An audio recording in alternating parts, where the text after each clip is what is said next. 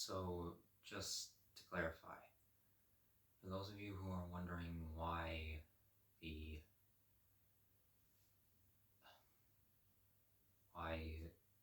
2 videos ago, specifically, if you're wondering why the video titled "I find it hard to make jokes most days as a former internet comedian," why the ending cut off very abruptly, like mid conversation. Well, that's because, silly me, I didn't look at the amount of storage space that I had with other footage I had been amalgamating. So instead of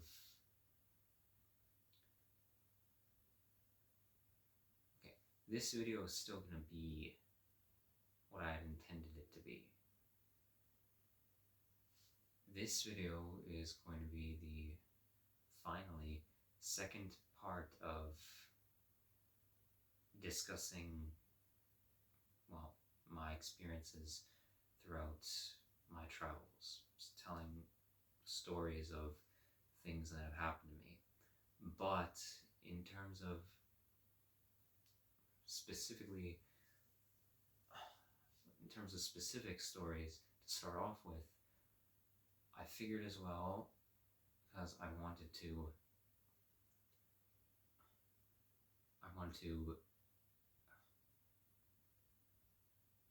continue on. I want to finish talking about the other 2 life regrets of mine. Once thinking about it, I realized how I was going to go about this video in the time frame that I have. Well, it dawned on me that the other 2 examples I was going to give to experiences of mine both occurred. The first one predominantly occurred, the main issue, whilst I've been traveling to the north. And then I thought of a third one, which I'm just gonna tell it. You can take it as an example of another scenario that I regret getting into, I guess, and I regret decisions of mine. But you know what? This video is just gonna be as it is.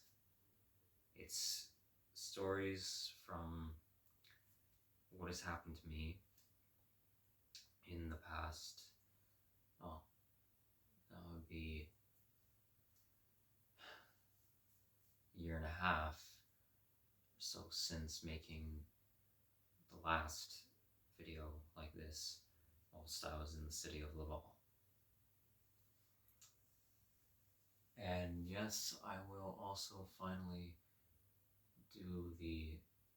announce the corrections that I want to make, what I can think of at the end of this video. And yes, as I stated, just like the last one, I will be doing it without clothing. So, that's that.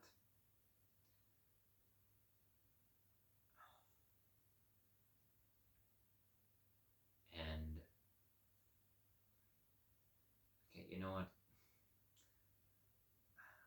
I'll get to what I get to in this video, and I'll be checking the time length here and there, and also the actual hour itself, because it's late. It's my last night, if you've been keeping up. It's my last night here in the shelter in Lab City, and I have a flight to catch tomorrow afternoon. I just just have to assemble a few things before that. And physically, I'm not feeling the greatest. I know why. I'll get to that later in the video, but well, I think this rambling has gone on long enough, and again, giving time for putting in a thumbnail so that is more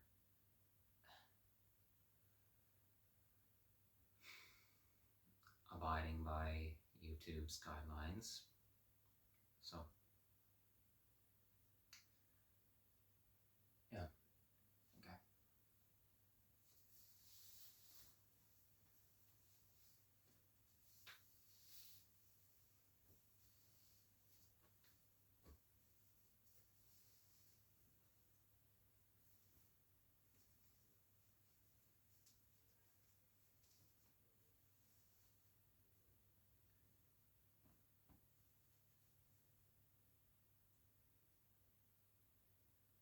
It's also just occurring to me that this is the first time that I will actually be doing a nudist style video in a housing unit. All the other, well, previous four, and I guess even technically fifth, before that video was taken down, have been either directly outdoors, or they've been, or I've been in my tent. So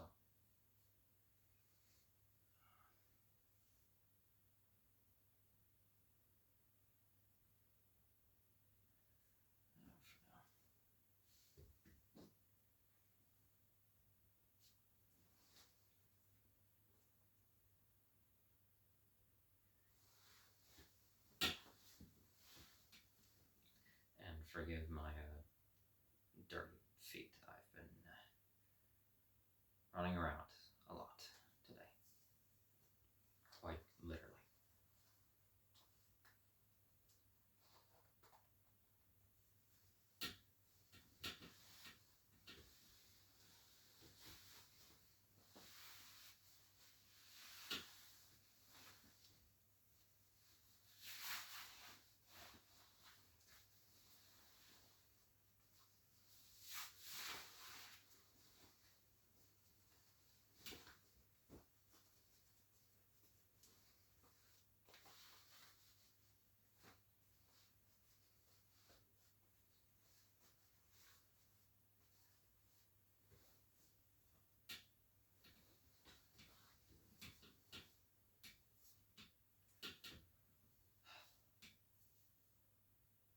So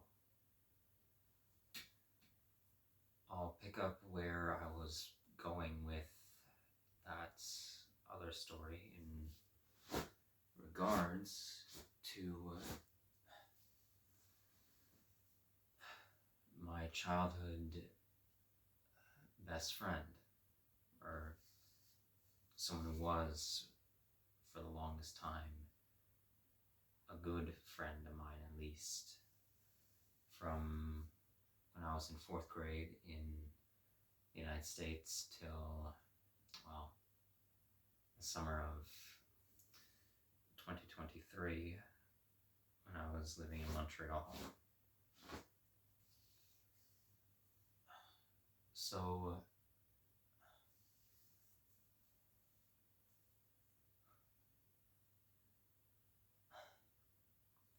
I mentioned how this friend of mine went from being, in the progression of the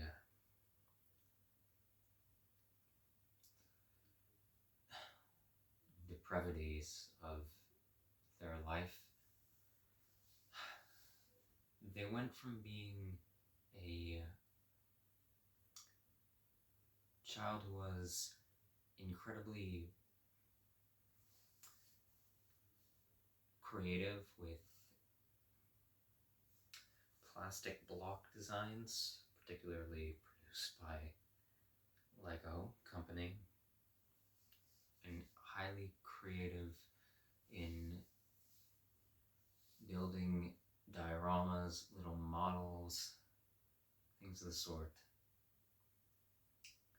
and being highly enveloped in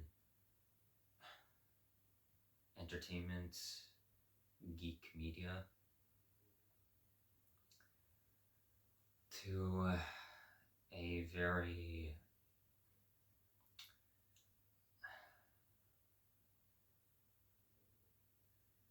demeaning, a very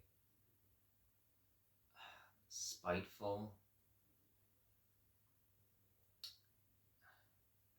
absolutely self-loathing,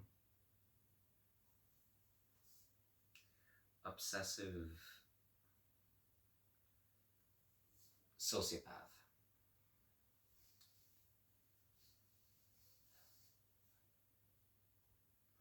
Now, here's the major regret and fault on my part.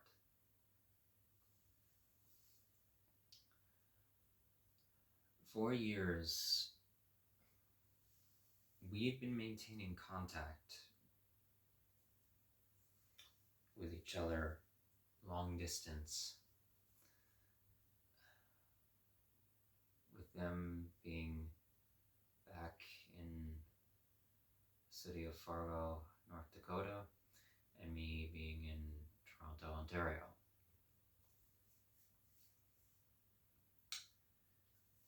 And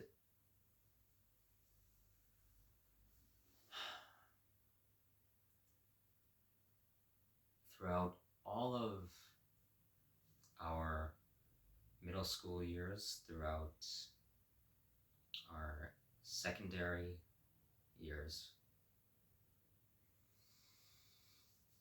again, and then beyond, neither of us went from graduating high school, well, me dropping out, but ending our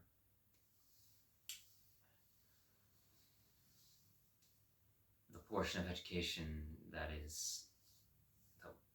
was our high school years. Neither of us went to college or university. And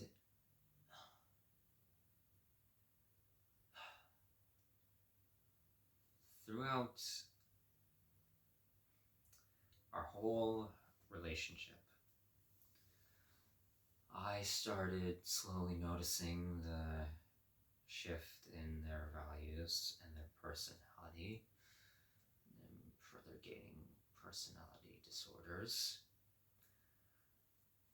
I was in such a state where I was already trying to develop my ideologies and figure out my own thought processes.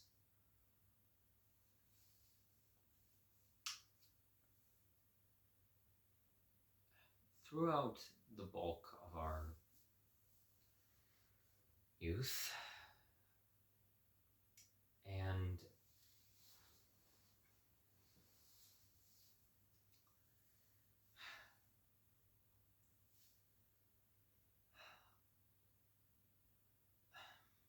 if you know me, you know my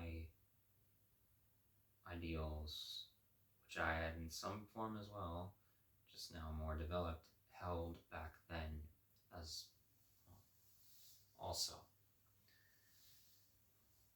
Where I will not tolerate, in what little ways I can, refute and rebel against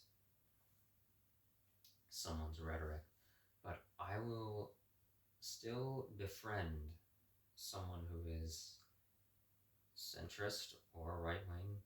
I will still befriend people with certain destructive morals on the notion, from what I can determine and discern, that they are overall very hypocritical, that they are surface level hypocrites, extensive hypocrites to their supposed ethics, their beliefs.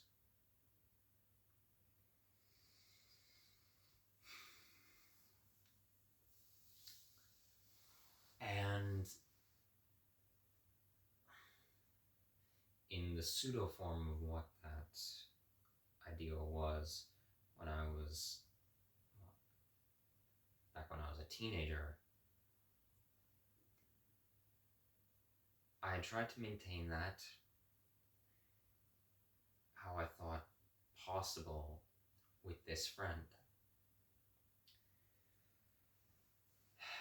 Despite me seeing their gradual decline into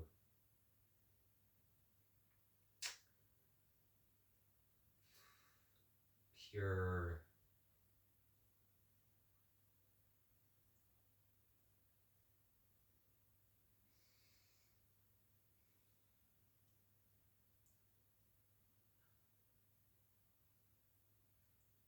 aggressively sadistic maliciousness and extreme depression and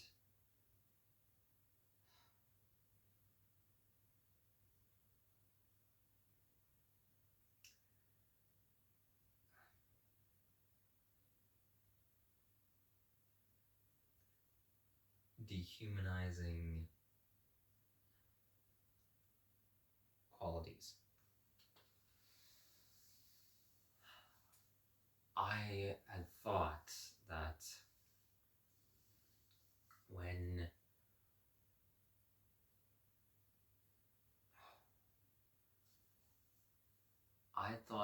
whenever the Nazi references and the KKK memes and the constant projection of disgust towards the LGBTQ+, I would dismiss it in what ways I could, and me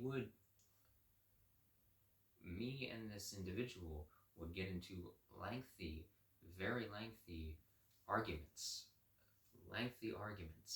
about their obscenities, and we would get into extensive attempts at philosophical debate, what I thought was some amount of genuine philosophical debate.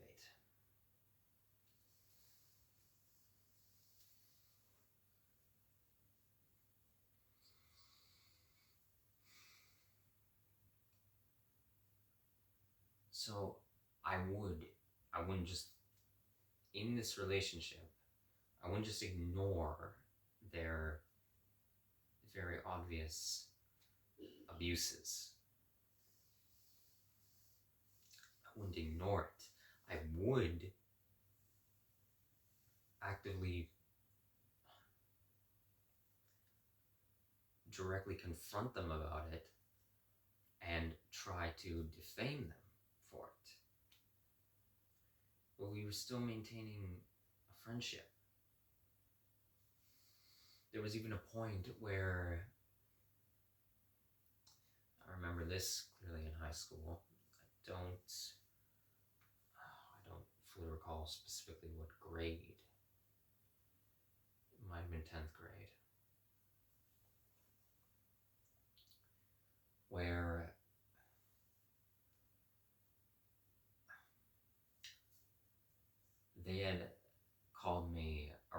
leftist. They might have also called me an SJW. I don't recall that fully. But they called me a few things. They claimed that I was an extremist, claimed that I defend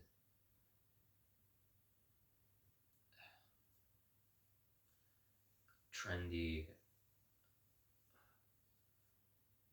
performative,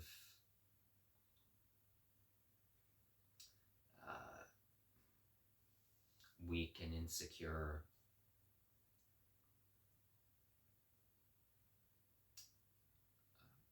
politics.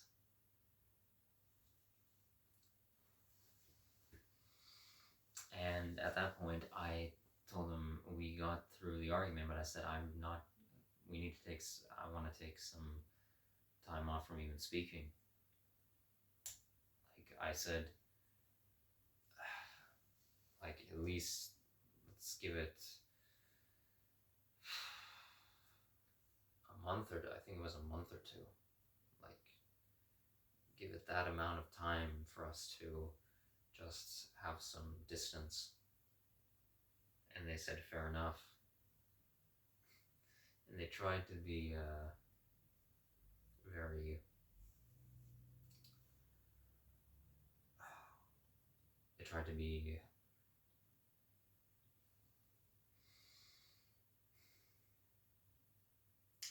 insightful by saying in the last bit of that conversation, let's just let clearer heads prevail.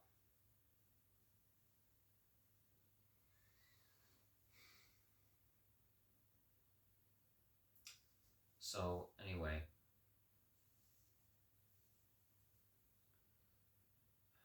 our relationship somewhat continued at that pace for the long while after. And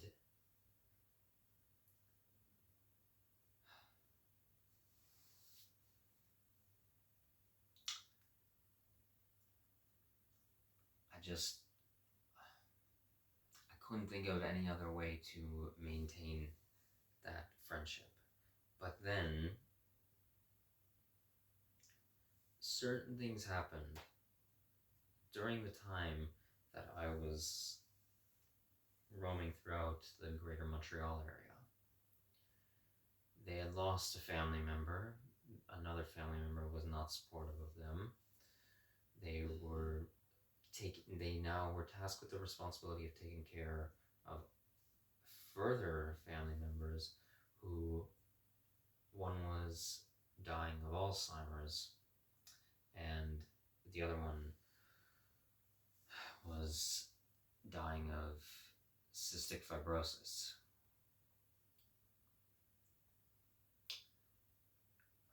And I tried to give what amounts of support I could. By this point, they had lost interest, not just in me, but I guarantee in all real human connection.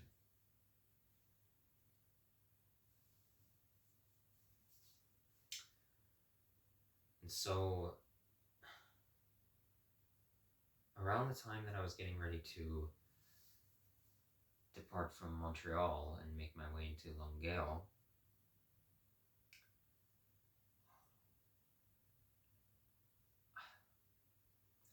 I'll play out the scene of what happened. I was in a local cafe in the Plateau Montreal district, and they decide to send me a text saying that they killed a person. And I said, what?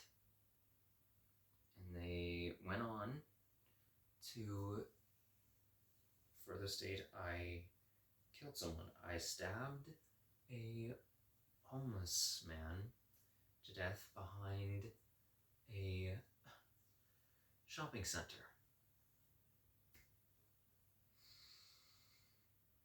And given this person's very morbid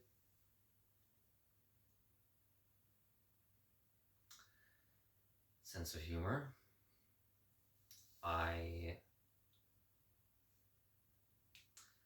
I said, okay, yeah, you're not gonna fool me with this one. But then, so to cut down on the details, they went on to fully try to convince me that no, it wasn't a joke.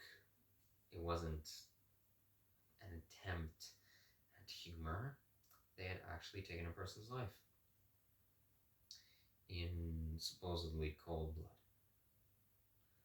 This culminated in me getting on a phone call with them in a screaming match on my end, well, verbally, extensively, aggressively berating them for this, and they were reacting as if it was nothing because they are a sociopath.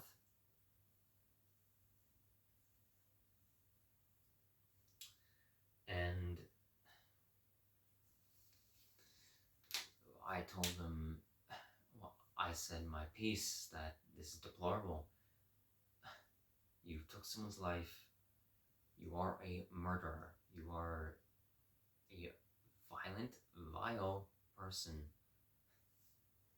I, of course, have empathy for you after all. I tried to sneak that in as much as I could, try to express it, but they weren't having it, and they just kept going on about, they said specifically when I brought up how morally deplorable it is, and they were coming from this bullshit relativistic stance.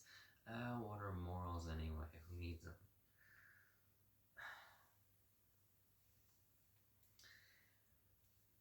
And then they said to me, that was the end of the straw. They said, and Cam, you're the only one who knows about this, and no one will believe you. Yep, I'm telling you this because you're far away. We're on a isolated phone call. No one's gonna believe you if you try and tell them about this because you don't have any evidence. You're not, and they're right. I obviously wasn't recording the call. You don't have any proof of this. Try and inform the FBI or anything, or even somehow get a hold of the Fargo Municipal Police Department. Well, they're not going to believe you because you have no actual credible evidence. And I already was fully aware of this. I didn't care. I already don't engage with or utilize law enforcement, at least anymore, unless I'm forced to.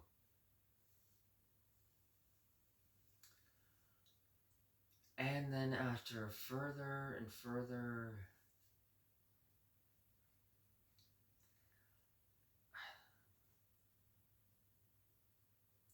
exacerbation of my anger, they finally said, hey Cam, you know what? Oh, and this was real charming of them. Real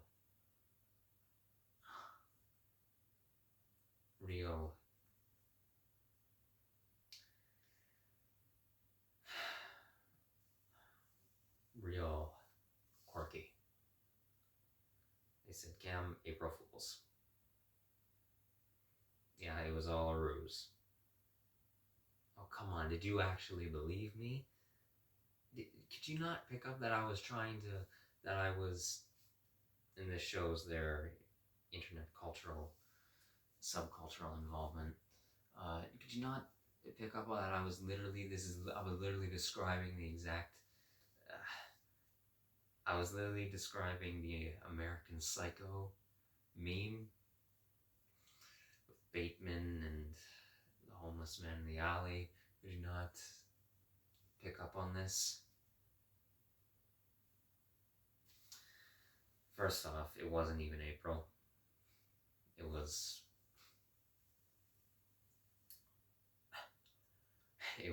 August. And I just said, you have to be kidding me.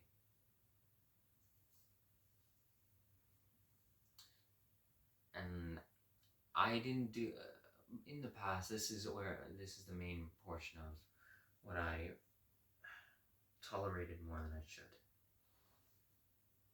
have.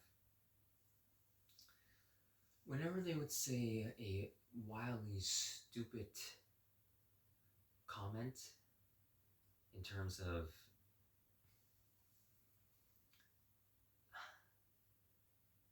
when they make a stupid, unfunny, terribly constructed joke at the expense of purposefully, very clearly at the expense of other human beings, just for the sake of being offensive and degrading.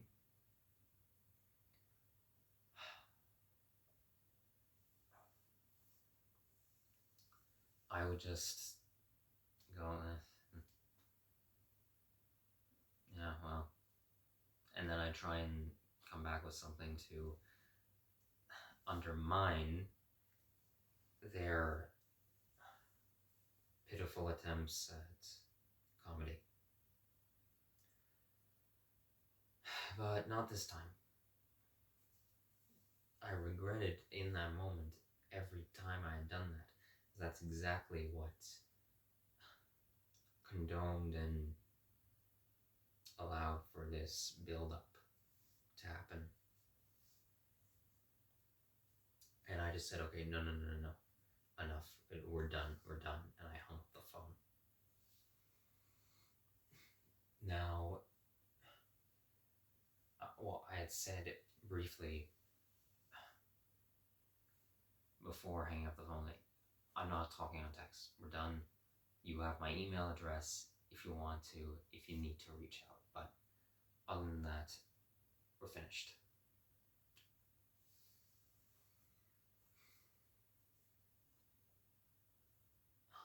And so I hung up the call. I was in absolute disarray, and so monumentously infuriated.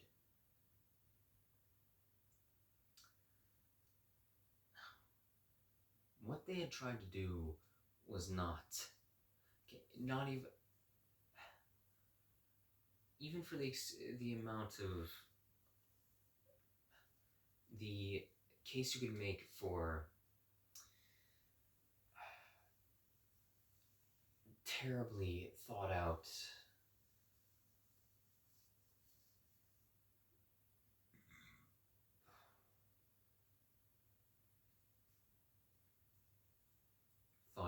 terribly constructed insulting humor. The one case you could make is, at the very least, there's often, the idiots making it, some amount of a cohesive structure that resembles, well, the format of a joke. There's a setup, there's an intrigue point to try to lure the recipient in, and then there's the punchline. You could make that slightest defense that at the very least, for those forms of desperate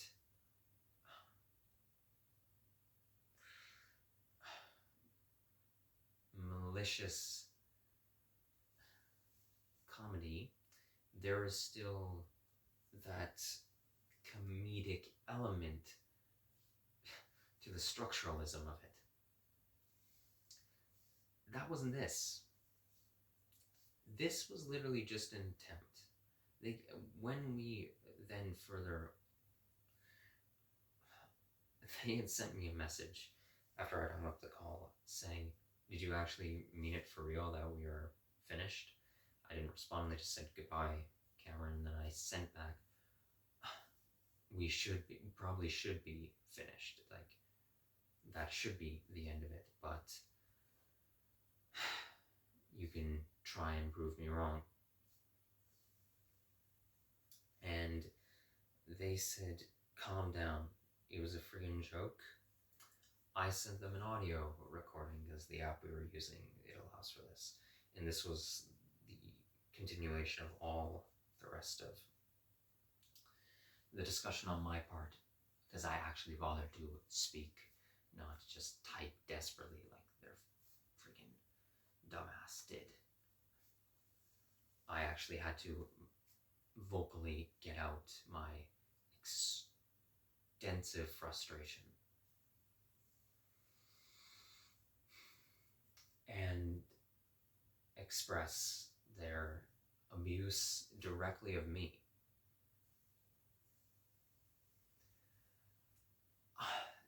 What they did was not a joke. I'm not talking about I'm not even talking about the contents of what they said.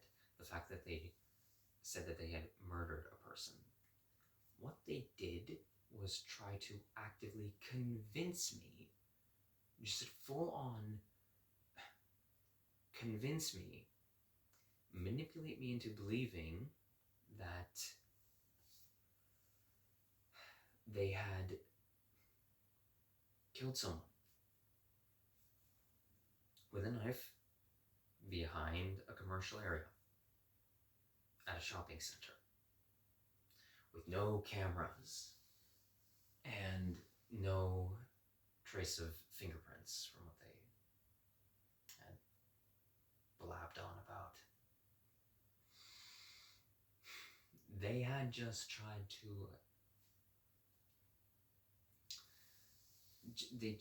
to deceive me into believing that. That's not a joke.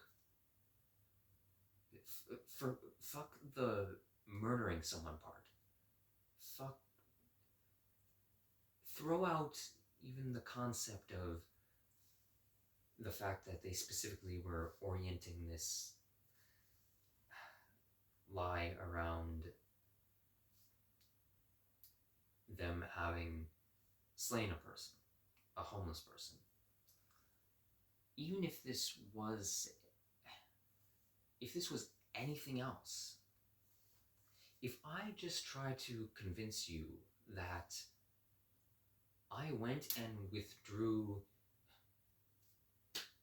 $2,000 from my bank account, if I actively am just trying to convince you that today, at this specific point in time, I went to the nearest ATM terminal and managed to exceed the most ATMs, at least within Canada, have at least from mega corporate to moderate corporate banking and finance entities, have a limit as to daily withdrawals that can be done without the actual in-person interaction at a bank branch with a teller. If I just tried to convince you that I managed to exceed the ATM machine's withdrawal limit for users and obtain $2,000 out of my account into my pocket this day, and then all of a sudden I say, It was just a ruse, it was a joke. I didn't actually do that. That isn't a joke. I literally just tried to convince you that I withdrew $2,000 from my bank account. No amount of that in any shape or form is humorous. Literally just on a structural level. Nothing. At all. About that is comedy. I just tried to make you believe something. And that is exactly what they did to me for a much more, provably much more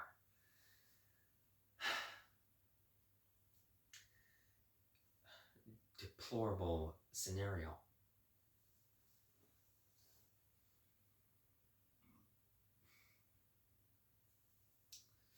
I have a lot of indigestion right now,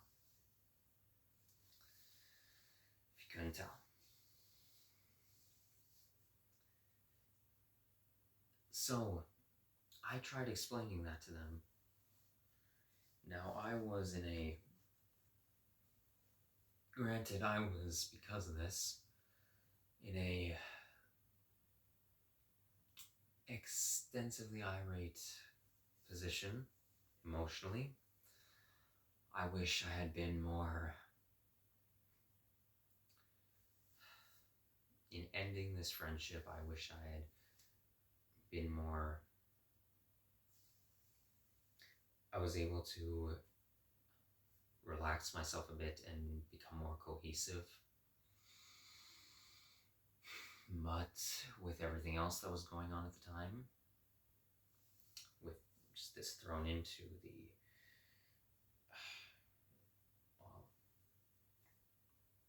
thrown into the situation, I wasn't.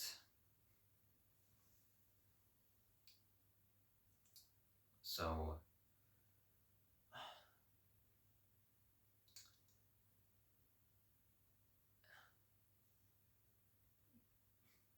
well, yeah. But the conversation, this argument, this fight, absolute, complete mashing of conflict between us, of just apathetic conflict to the max, with their dismissive, narcissistic nonsense, and my rage-fueled, desperate attempts at trying to make them reflect on their actions towards me. It culminated in me sending them an hour-long audio recording of just how our friendship is over, how my analysis of how they have come to this point in their psychological deterioration.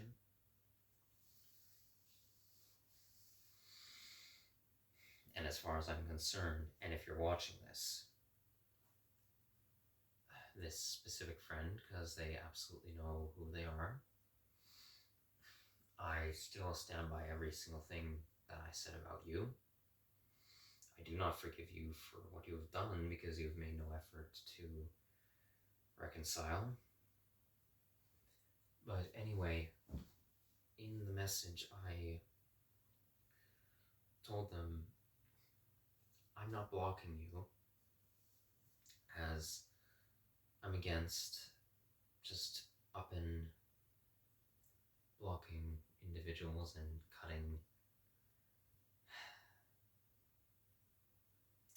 completely cutting contact with no means of actually informing, no means of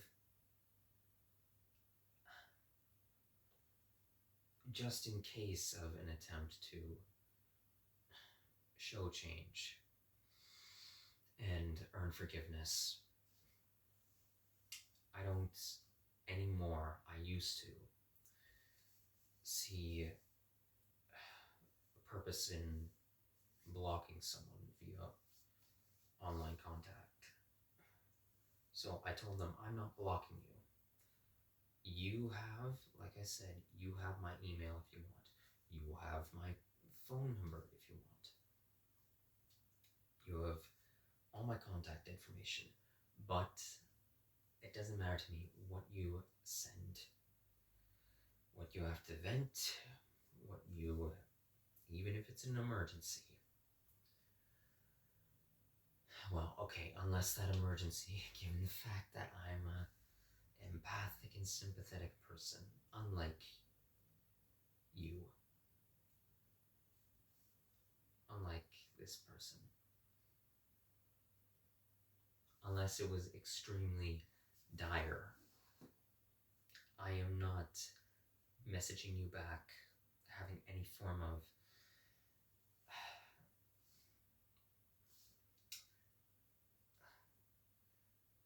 back and forth conversation with you in any way whatsoever for at least an entire year, at least, after what you've done to me. As far as I'm concerned, that's fair. And they might very well have just blocked me. They might have just gone ahead and blocked me because of what was displayed on the actual app. After I sent the message, I said goodbye, and they were practicing German. They were learning the language. Yes, I mean it. This is no joke. As far as I'm concerned, this is why they had been practicing Bavarian German. It's more the Bavarian dialect of German. Because they were interested in learning the language of an amount of their heritage.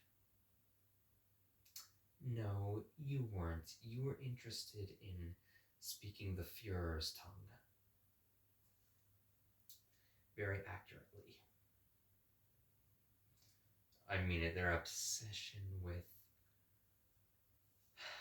the Third Reich. Oh my. Looking back, at the end, it was something else. Something that really you have to know a neo-Nazi and an incel to really to see the worst of it.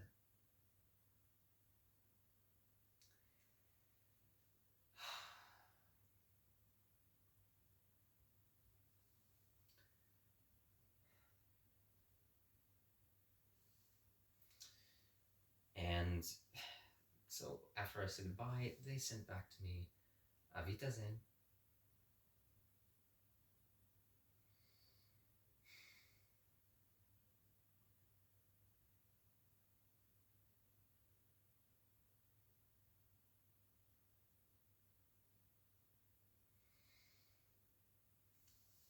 And that's the last we've ever spoken.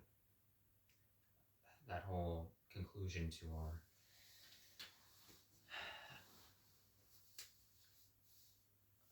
temperament was done whilst I was leaving Longueuil, Quebec. And I have not heard from them since.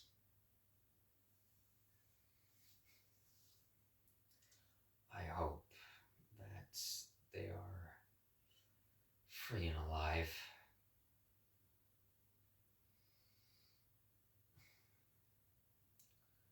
But I have to say, I am not going... If this person's emotional state continues down the path of complete clinical insanity, I would not be surprised if they do end up committing a violent crime. Just a violent act, a physical violent act. They've already committed a numerous amount of metaphysical violent acts.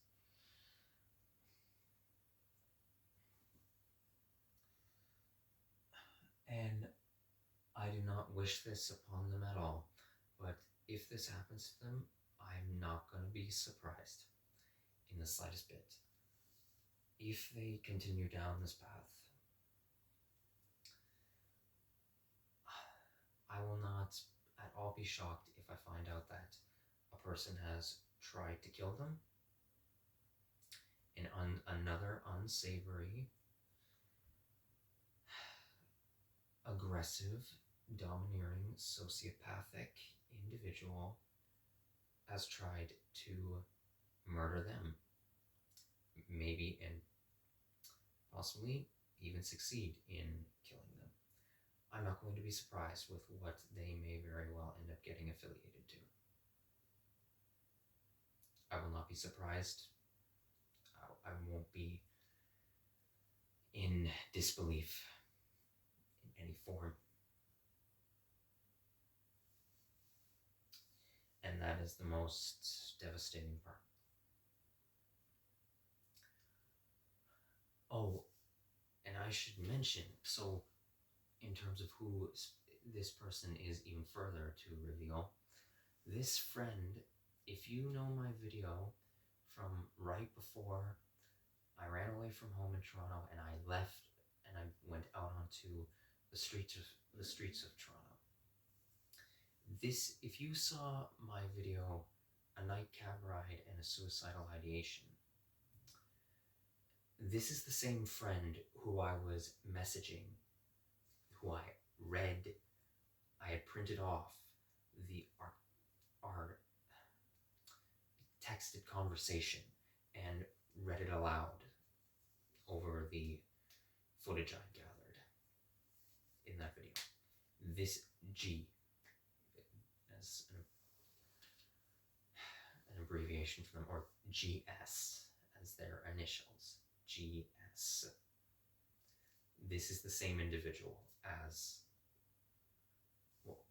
was displayed in that video, who I was talking to via messaging, who was, and even looking back at that, really was terrible advice, all of it horrible attempts.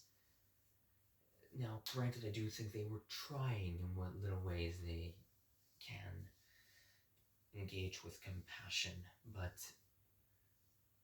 their desperate attempt at trying to coax me out of my suicidality, terrible methods that they were using, absolute wretchedness of this person, but nonetheless, that was them in that video. It's the same person I'm describing here.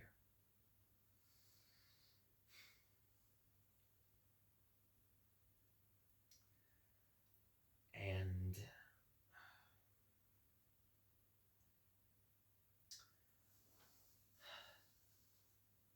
that is a big regret of mine.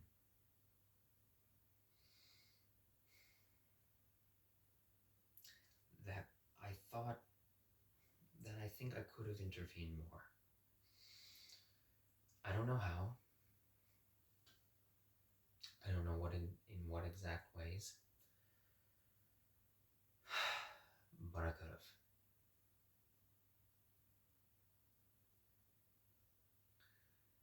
So there's that. Let me just say, let me actually turn up the heating here.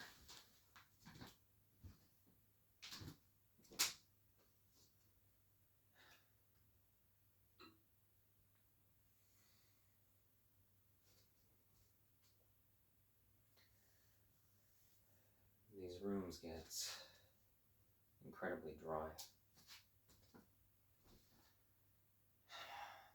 If it wasn't in some form obvious to those who are in agreement with my opinions of this city, development projects for housing conditions, well, they're not exactly fantastic. Very cheaply made, very poorly cobbled together. Okay, what are we at? Okay.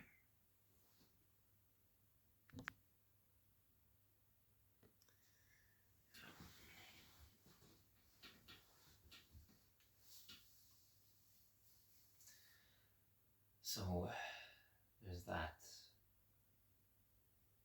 regret.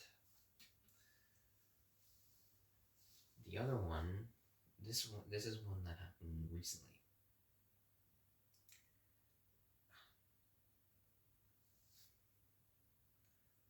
I was at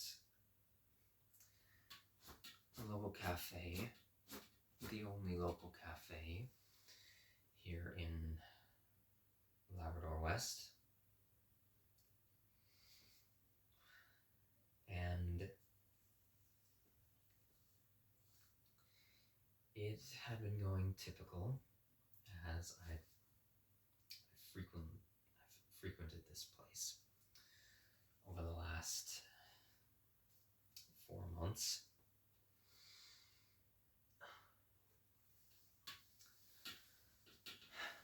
But so I got my beverage, what food I'd ordered. I sat down and was just, as usual, observing and trying to be present in the surroundings that I was encompassed by communally. And there were a few children in the establishment who were there with their parents, but the parents clearly were just there for their own little get-together. They most likely had told the children, go off and do your own thing. Just play with your friends.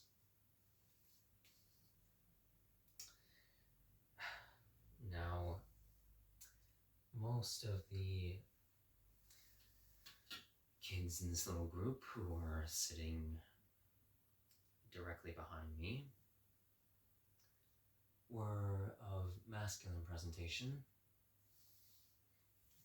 and there were only 2 of more feminine physicalities.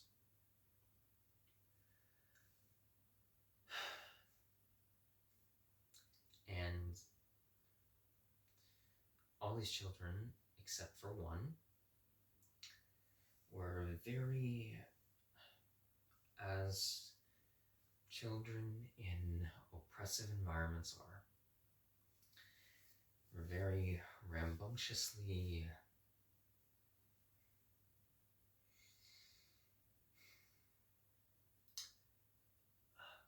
ignorant and prejudiced. And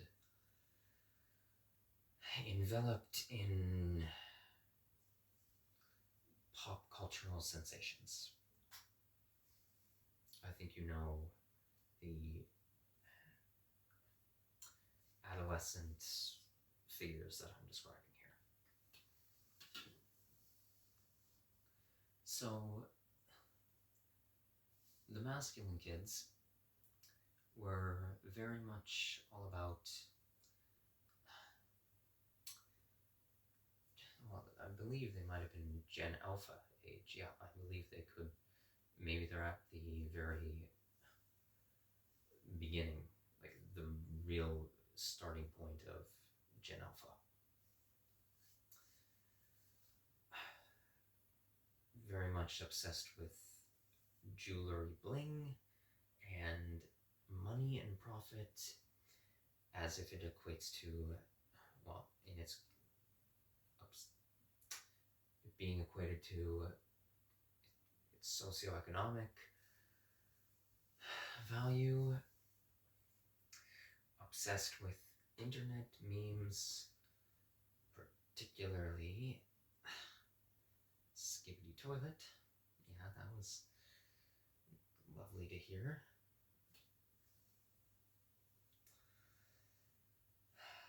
And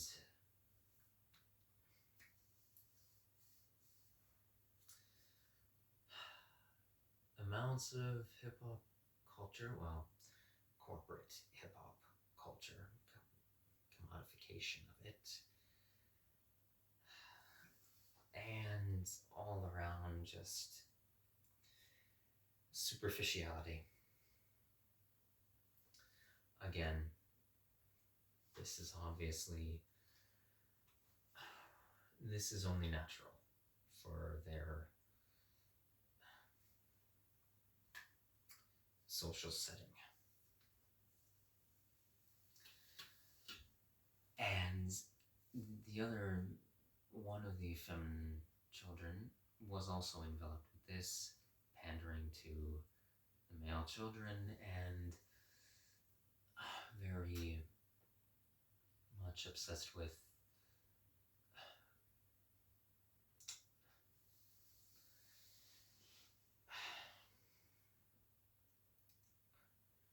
punker popcore aesthetic, I believe, and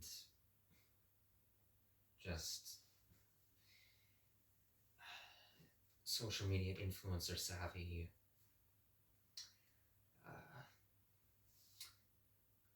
trends and crazes.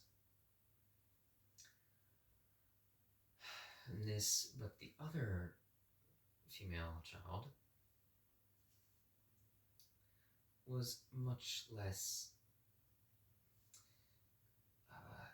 participative in all this. They were very clearly more egotistical, but more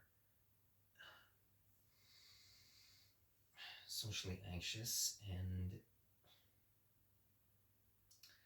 very, very lonely, is what I'll say. Because I know specifically this exact childhood dynamic because I was that lonely, anxious,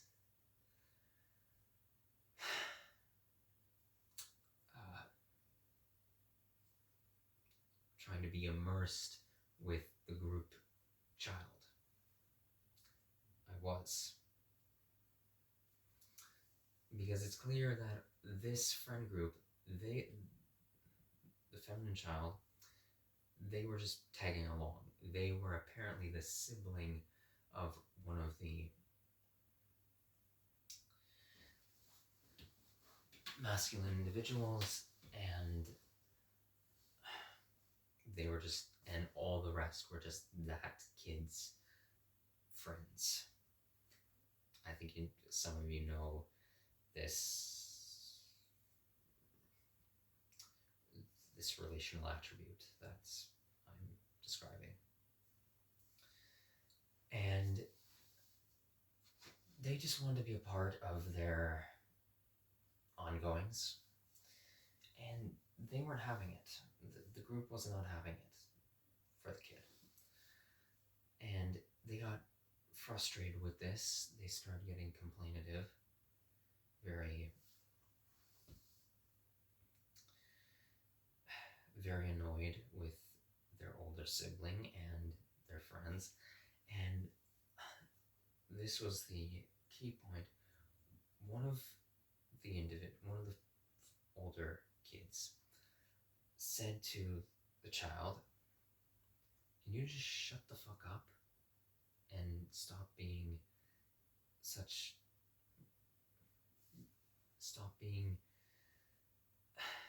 stupid?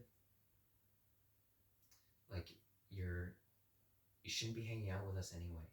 Like, you don't know what we're talking about, and you can't engage with us. You don't know shit about what we like, what we do, any of this." Again, well, I'm paraphrasing here. And they said, "No, but I want to hang out with you." And they just said, "Well, tough luck. Because you're 7 fucking years old. You need to be hanging with 7-year-olds. You can't hang out with 11-year-olds. So, or either 11 or 10, around there. So just shut the fuck up. You are so goddamn annoying. And my friggin' fists clenched, and adrenaline started rushing right to my amygdala, and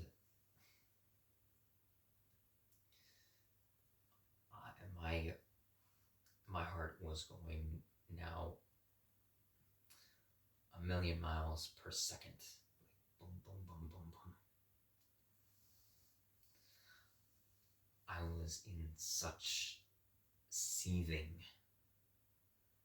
rage. I wanted to swivel around and yell at this kid. I wanted to. I really wanted to. But, or at the least, what I really, from my more morally comprehensive approach, I wanted to express my anger, turn around. I wanted, and I got close to saying, hey, I thought I overheard their name. So-and-so, was it? Can you please, or why don't you do us all a favor here in the cafe and stop bullying her, please. Stop bullying this younger child. Because that's exactly what you're doing. I'm disgusted that your parents don't even come out, obviously don't care enough about you to come over and reprimand this, not in a sort of in any sort of abusive way, but absolutely in a compassionately aggressive way. It's saddening. So please, why don't you shut the fuck up and spare all of our ears this little whining temper tantrum of you throwing your little misogyny towards them. Please do us a favor. That's what I wanted to say. And I came very close to it because they kept on with this, and then their sibling wasn't as bad, but they were perpetuating this, and they just said, they were on their friend's side saying, yeah, just go do something else in the restaurant. Just stop. Please stop. I'll talk to you about this later.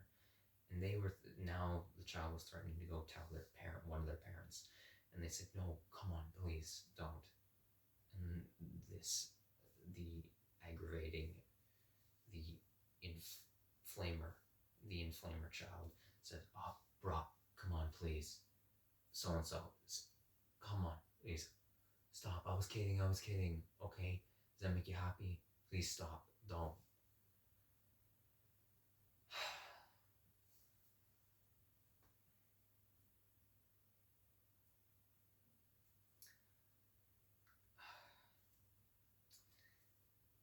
But anyway, I got close, but as always, with my doubts of engagement, how it's physically harmful for an empath to get aggressive. It is. It hurts my body. My physiology does not like it. It recoils from it, despite me having internalized aggressive behavioral disorder.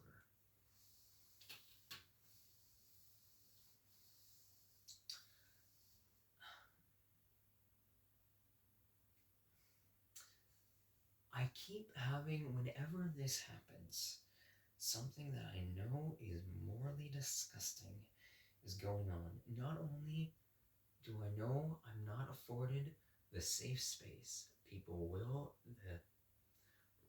the abominable social groups will be against my points. They will. I can read the room, but on top of that, I always think for my intervention to not to truly, for my apathetic disrupt to be enough to engage in this full-on display of anger. I always think that, okay, if it escalates a little more, if it just escalates a bit more, if it gets a bit more,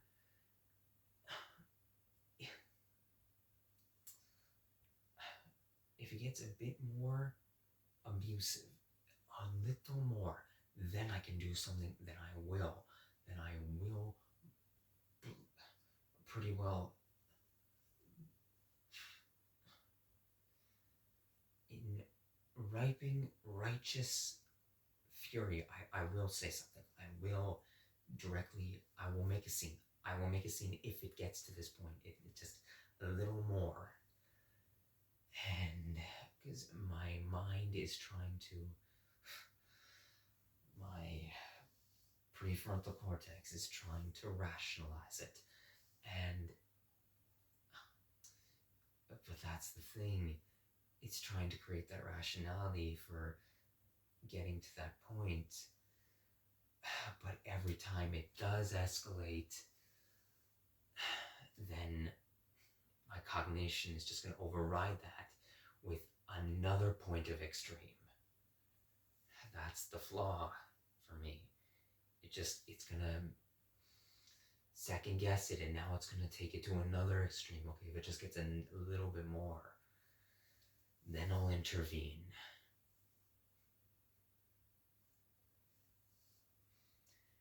And it never does. The situation, as realistic situations do amongst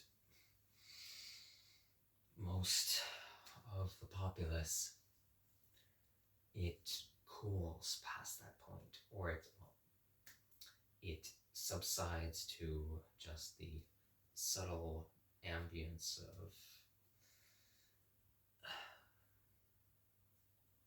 of repression. And I don't do anything.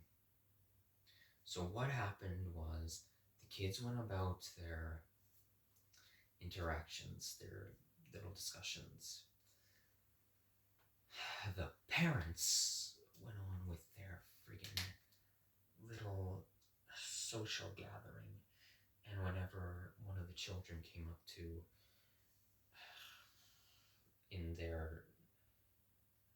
from their perceptions, no doubt cause a nuisance, cause a disrupt to their little, quite literally, their little tea party.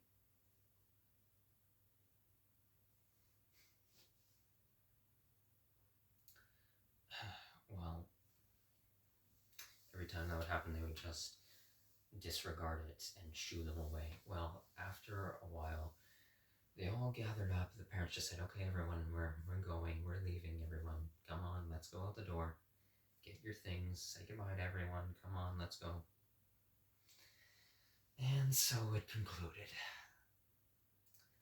And I was left sitting there in the cafe, just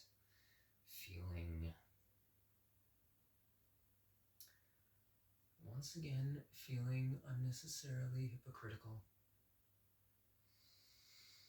feeling conflicted, feeling distraught, and I threw myself for a whole 2.5 hours, it seemed into the ethical dilemma of what I did, what I didn't do. In a depressive episode, thinking, do I really even try? Am I trying? Am I doing anything? Is my sense of morality, that was one of the points recently where I really thought, like, I slip into these points where I think, is morality even real? not. I'm talking like not even not in an anti-moralist sense. You know how much I hate that philosophy. I mean, like, it's just two human beings, despite even my structural outlinings to coming morality formation and intrinsic moral practicality and the paradox of anti-moralism. Like, it's those moments where I really do think where it breaches my thought process on that, and I just succumb to the idea of, is it real? Is morality even real? Like, is that concept,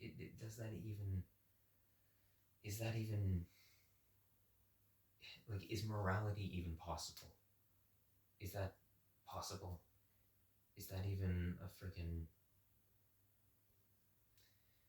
is that a concept that doesn't just go, like, beyond fantasy imagination?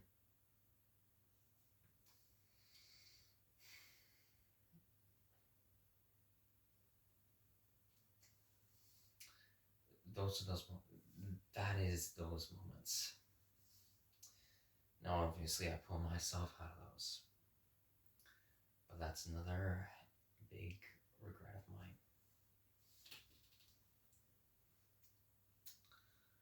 So, what's another one?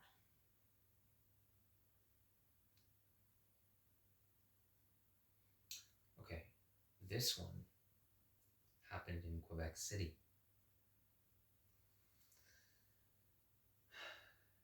And I don't regret now, okay, let me state how the interaction proceeded.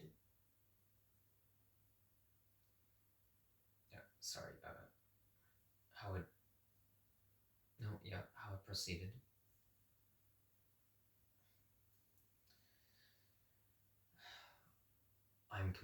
I think was good. It was actually intimate. It was beneficial. It was holistic. But how it started, or what the initial intentions, well, not even the intentions, what the initial interaction was going to be, was disturbing to me. So I have yet to talk about this more. Once I make my second channel, I will go in depth about this.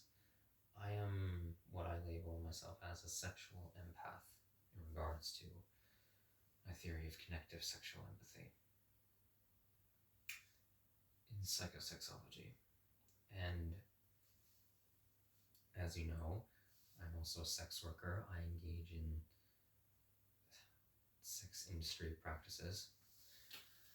And also in my explorations, I go towards various establishments that offer such services to explore and document and observe the actual practices themselves in whatever specified key locations that I'm at.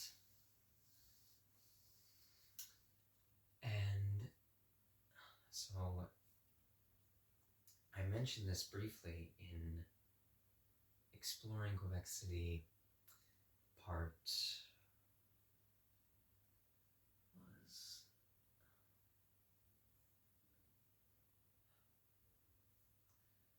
was it part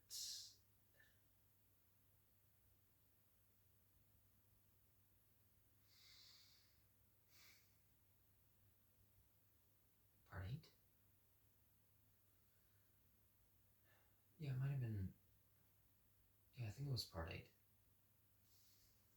Yeah, it was part. Yes, it was. It was either part. Okay, it was either part 7 or part 8. One of the two. So I had discussed how I had found out that in the Saint-Sauveur district, somewhere in the Saint-Sauveur district of the city, there was a legally authorized prostitution brothel, basically, or a authorized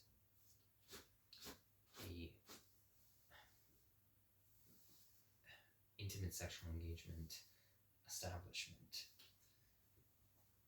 that, as far as I was aware, you could only find via specific inputs to digital maps. So seriously, the only way that I actually ended up finding out about this establishment was because I had accidentally typed in some, well, it was purely by accident. It was because I had typed in strip clubs in the city, trying to see on a satellite image of, well, where these, on Google Maps, where these establishments are located. And it was only then that this establishment popped up, and from other attempts I had made to see if it was actually viewable in any other format online, without pretty well stumbling upon it by accident, or I guess being recommended it through certain in-person sources. I couldn't find any as far as I was aware. But I found this place, I looked into them, they have an official website and everything that's completely easily accessible. So I read through their descriptions, their policies, location of it further, and the services they provide, what typical interactions actually look like between client and provider. And I figured, well, this is a very interesting discovery, and given I document these sorts of things, I want to actually go see this place and also see if I can experience it for myself, as I thought that would be an integral part of my own sexually sexual exploration and development of such. So, with the funds I had one day, I decided to, it was really, well, just because I had,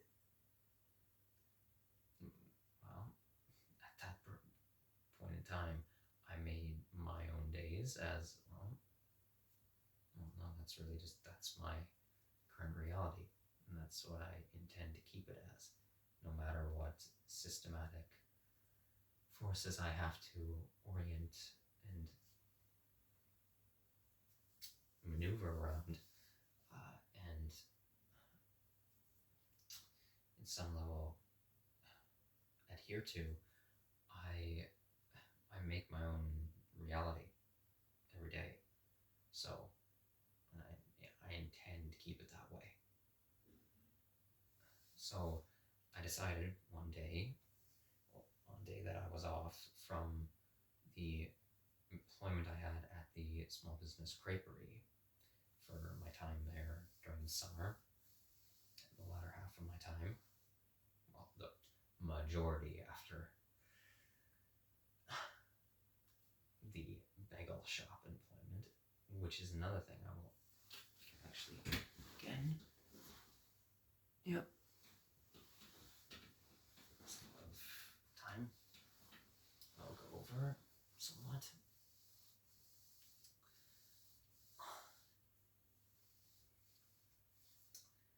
I decided to go to this place.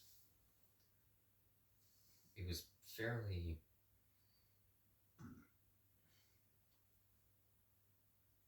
direction-wise, wasn't too convoluted for me. I mean, I had passed by the area multiple times.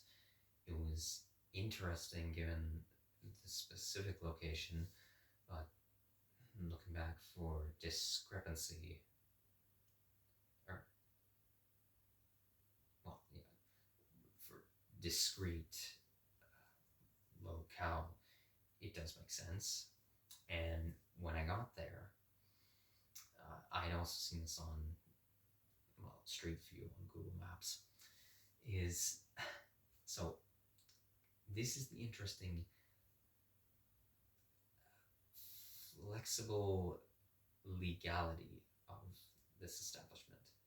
It's the same, similar to that of the New Room massage parlor I had gone to and documented in Montreal when I was there in Exploring Montreal in part 10, where I lost technically my virginity. So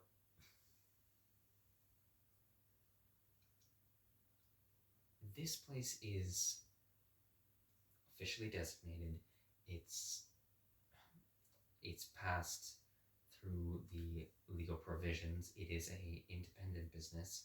It's not a larger chain, or it's not overseen by some larger organization within the sex work industry, or even it's not even in, well, maybe it's in parity with the local strip clubs, but it's not, to my knowledge, it wasn't a subsidiary company of any of them.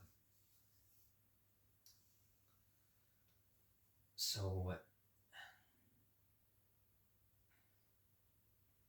it is official.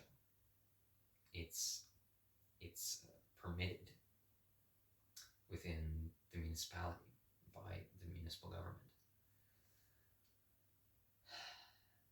as a private establishment. But on top of that, its legal requirements are that the building has to be disguised. No, I am not joking. This brothel was disguised in Quebec City. They actually, so firstly, where it was located, I'm not going to say specifically where, you can find it yourself. The name, I'll mention the name. It's L'Aventure,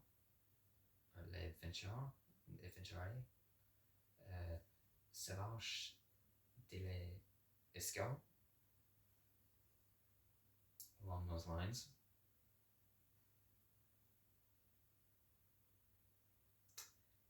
So it's in an industrial area, and the building unit is 100% disguised to look like just another a warehouse garage or a mechanic shop, or like the interior being an office for a mechanic shop. Seriously, the entire exterior, it was metal shelling for, it was the wavy metal shelling for the exterior wall structure, and a metal dome for roofing. There was clutter on the side of the building, as is common with industrial areas, and the windows were boarded up. They were blocked off. They were barred and boarded up. Seriously, you would not have guessed that this was brothel. And the name of the place, the disguised name, was you'll be able to find it once typing this in if you know Québécois French. Les Ox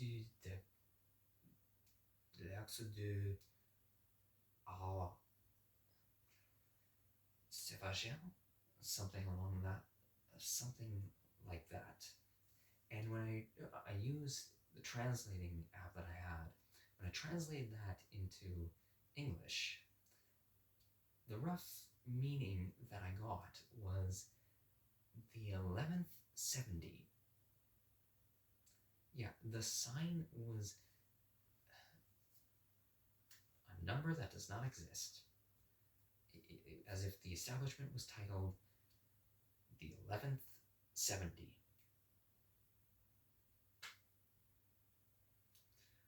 I actually ended up asking the supervising attendant after said interaction was done. I asked them, because I told them how I found the place, I asked, who came up with the name? Why the 1170? And they said, I really don't know. You're gonna have to ask management about that. No clue, really. And so anyway, I walked into the place, and yes, the interior completely different from the exterior. Inside, it looks like a modernized brothel. It does, absolutely. And so I went in, the attendant greeted me, I said hello, and they said, well, what are you looking? We got to talking, they explained the rules and regulations to me. They had a showering station, I would have to do that first. And then you meet with the workers or those that are on call, and you choose, and then go into a private room, and you can choose the hour length. Depending on the hour, the price is either lower or higher, and it is completely up to the work. And this is a very beneficial policy that they had, as far as I'm concerned, in terms of sexual performance in private establishment.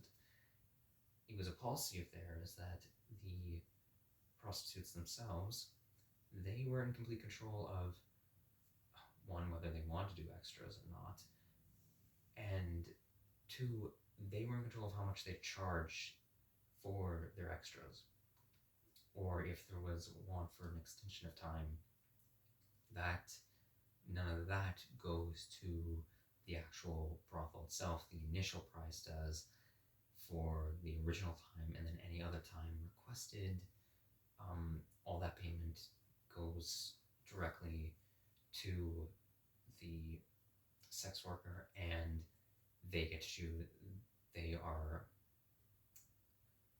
They're obliged to choose the actual pricing, which I think is beneficial, very much. And so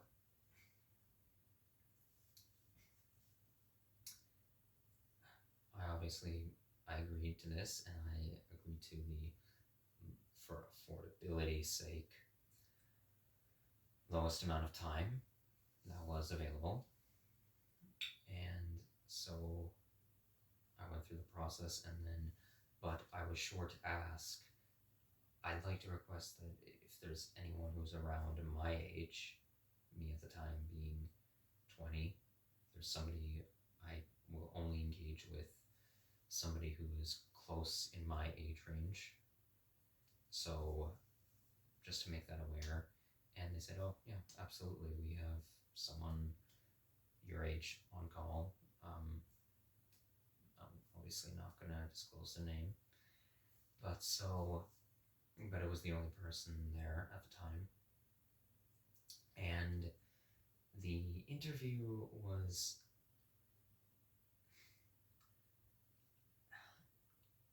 unconnectedly short, problematically short, and by short, I mean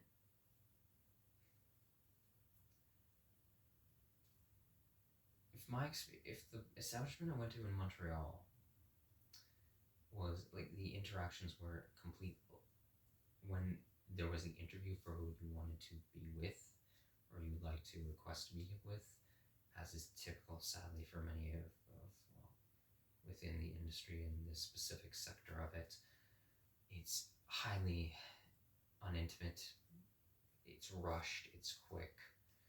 But I thought that one in Montreal was sped up. This one was literally, they came in and just said, "Hi, my name is, nice to meet you." Went out the door. And I thought, okay, that's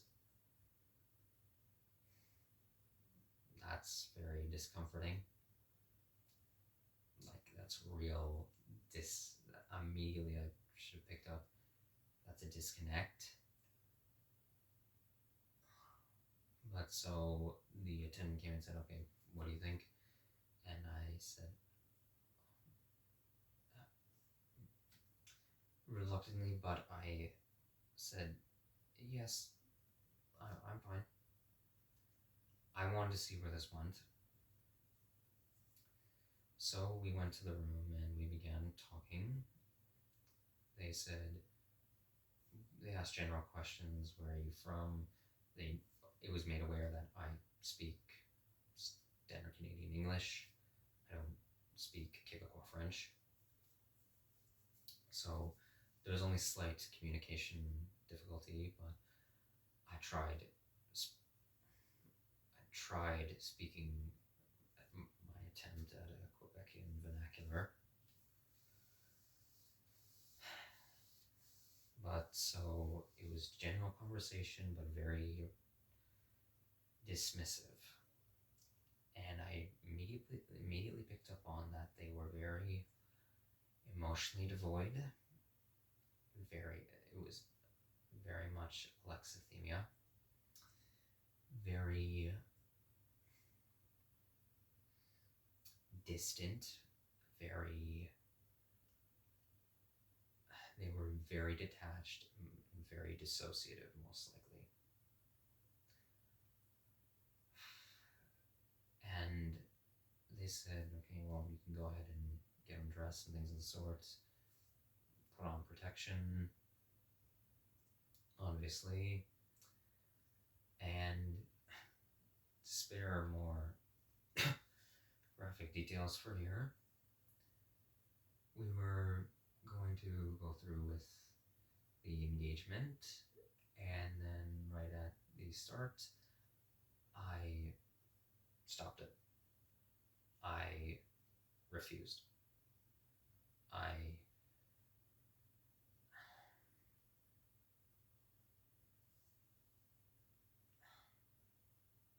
The second they obviously gave me consent to touch their body, I immediately wanted to recoil because, okay, I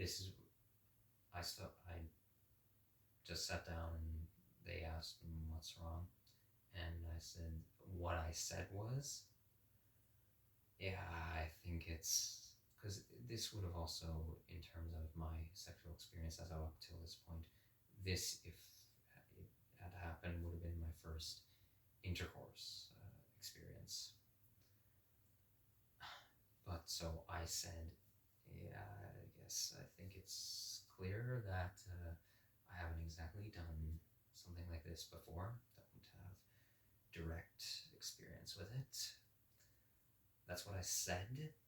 What I wanted to say was, okay, you are incredibly emotionally destroyed. You clearly don't want to be doing this work. Clearly don't. You clearly don't want to be in this situation.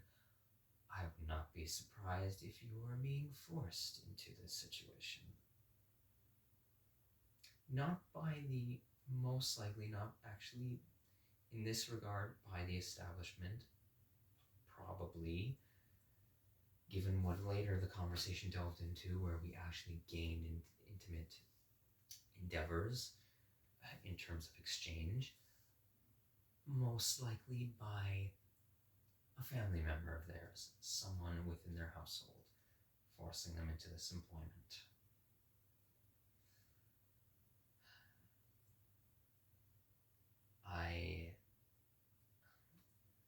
That's what I wanted to say, that you are highly amused, and I wanted to scream out, please stop doing this. This is clearly not in benefit of your sexual pleasure and arousal. And even if at one point this was something that you did have a passion for,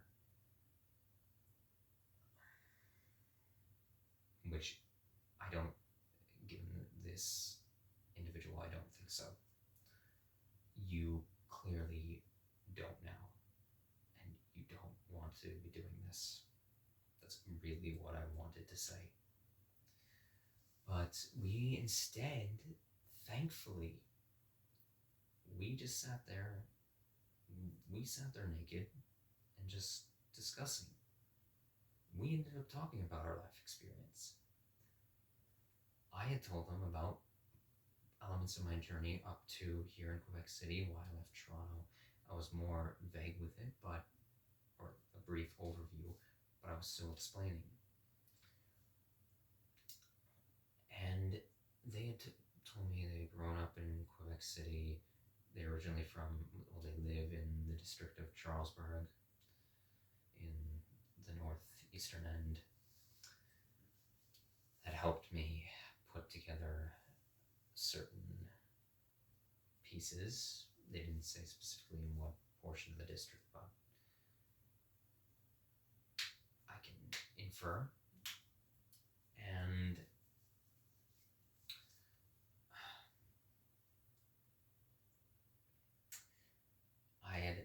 they said, well, why were you nervous of this?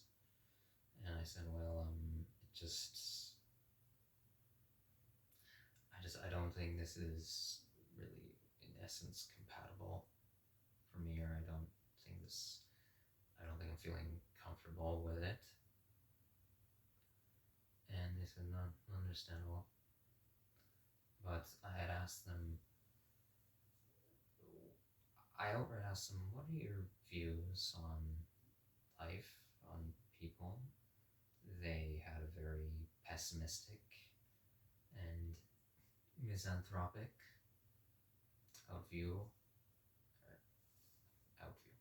outlook on existence, and they just said to me, they literally did this. I mean, I don't think much of it.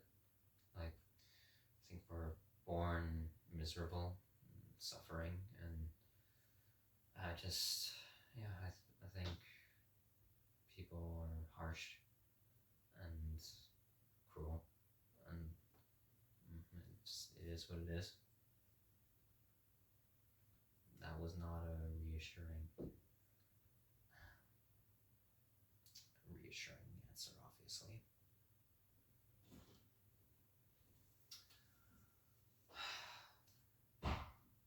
And so I said, well, I tried to subtly share my outlook. Well, there might be any suffering to life, but misery is not just innate to our perceptions. And they just sort of shrugged again. And then I asked them, can I show you something? And I pulled out my diagrams for my theories. And they looked them over, because they were willing to see it, and they actually had a spark of interest. They said, this is good. Yeah, this is really good. I like this. You should do something with this. Like, not just keep it around somewhere. And I said, well, I try to, but it's very trying. And they said, don't give up. It's, if you give up, you never know if it would actually lead to something. And they tried saying, like, you should stay longer, because I told them I was going to leave Quebec City for going further north to Labrador City. They said, you should stay in Quebec City. Like, if you keep running away from places, you're not going to know what you could have had there. And you should just think about staying and doing something with this. You won't know how things may turn out otherwise. And I just sat and listened.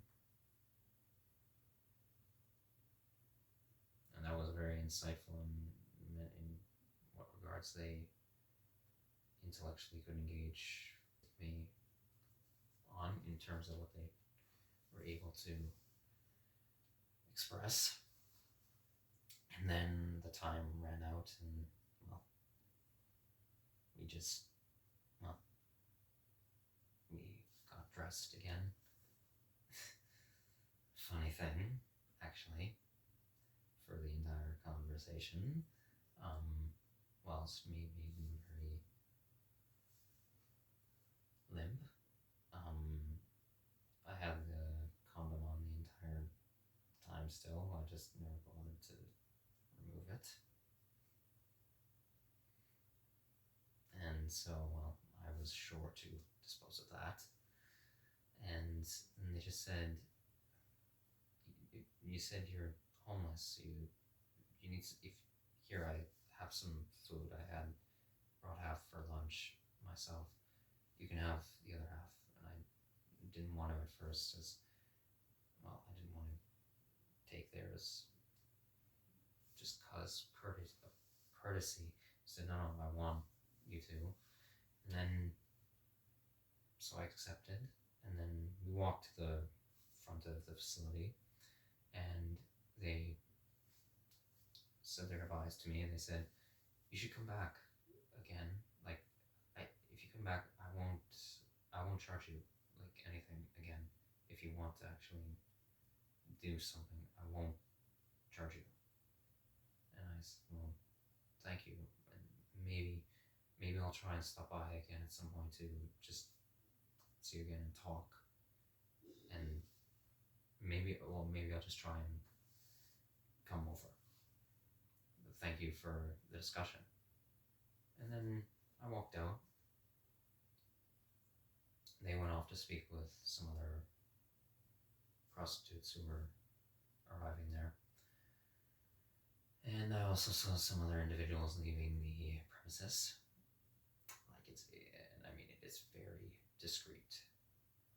It's very discreet.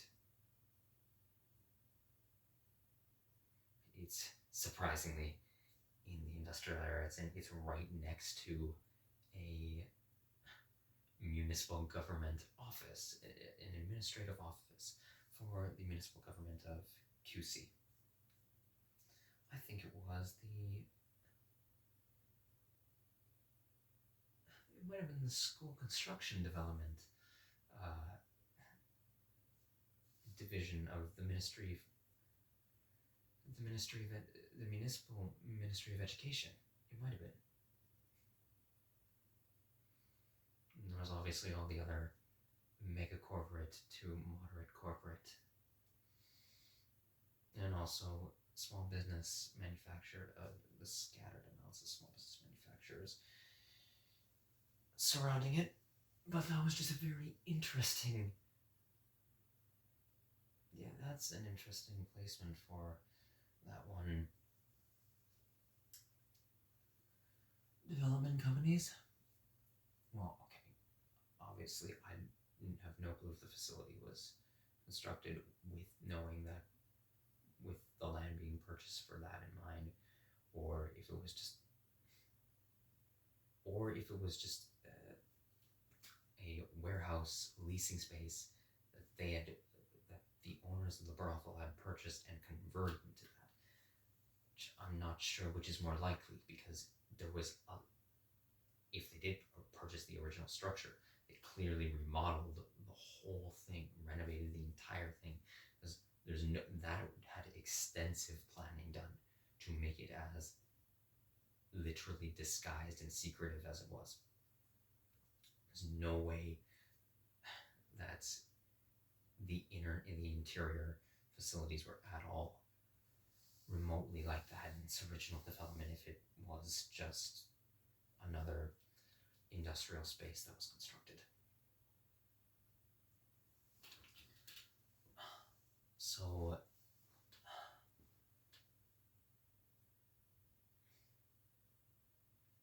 yeah, and I left, went on about my day, reflected on the situation, but given everything else I got caught up in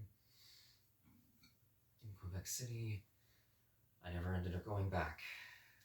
I wanted to, as you heard me mention in the video, I wanted to pay them a visit again, but that didn't end up transpiring. So, it's that.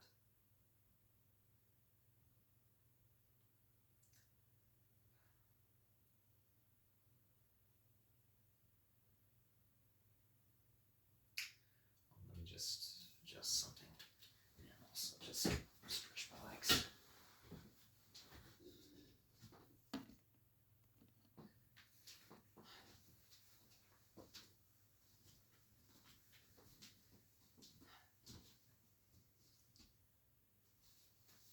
I guess in the heating in these housing units is not good at all. At all. Baseboard heaters are,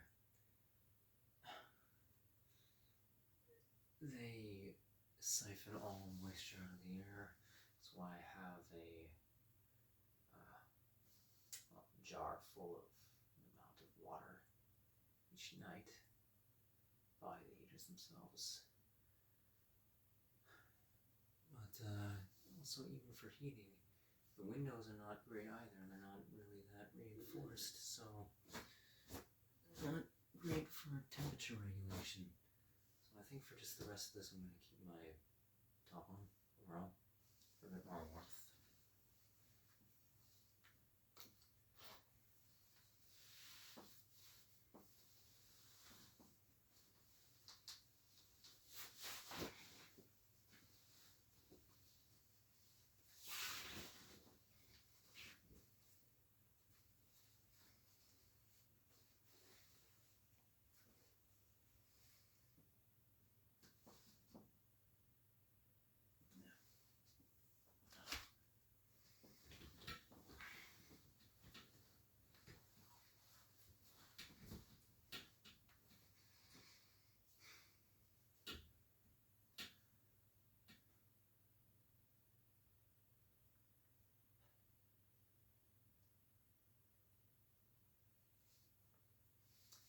So,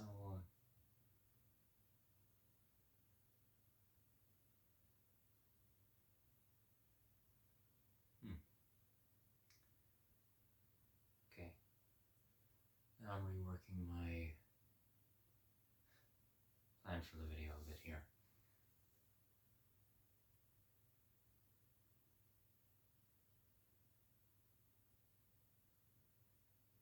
Because I want to get to sleep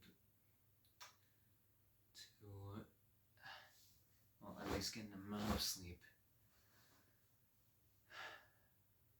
before having to fly out of here. So,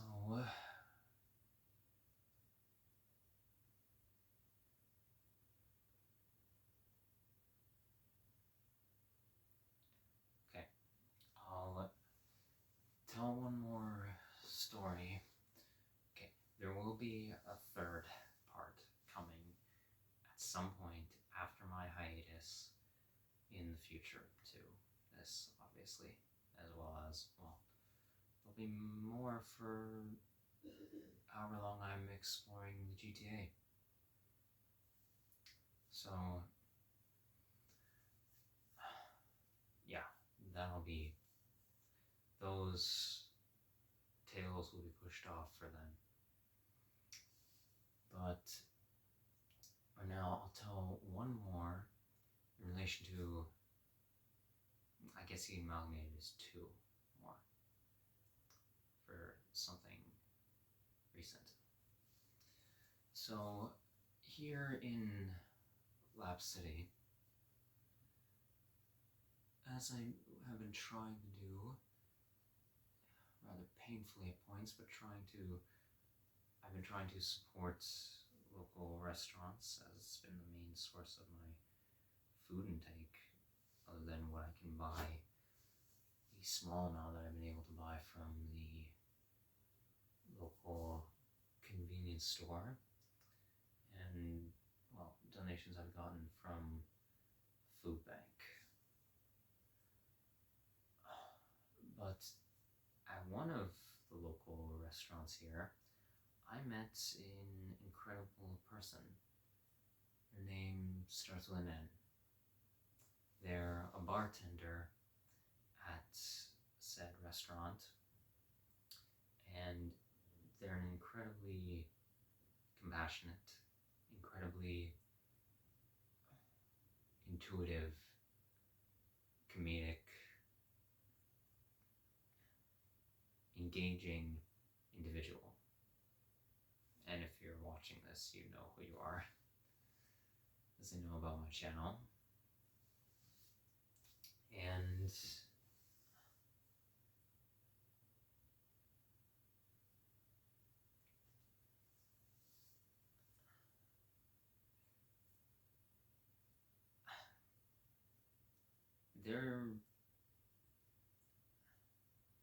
they've done a lot for me, especially recently, in helping me to mentally prepare for going all the way back to my home Canadian city. But, well,